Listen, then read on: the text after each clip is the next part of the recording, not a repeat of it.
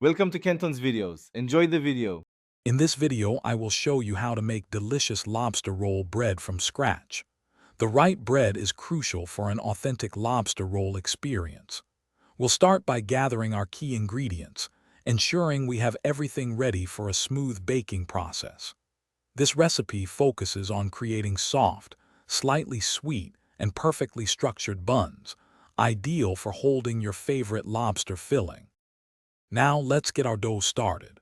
First, activate your yeast by combining it with warm water and a touch of sugar.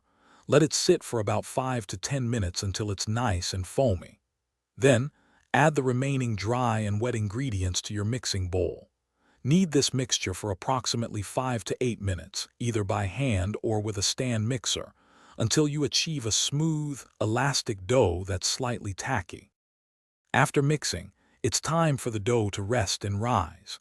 Place your smooth dough ball in a lightly greased bowl, cover it, and let it proof in a warm spot for about 1 hour, or until it has doubled in size. Once risen, gently punch down the dough, then divide it into 12 equal portions. Shape each portion into a 7-inch long cylinder, arranging them closely on a greased baking sheet to encourage their signature flat sides.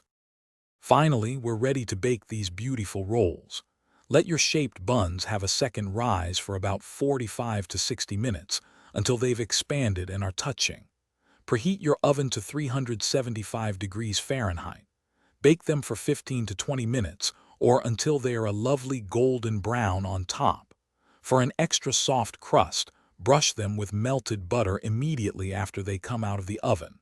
Let them cool, then slice and fill for the perfect lobster roll. Thanks for watching. Consider subscribing if we helped you.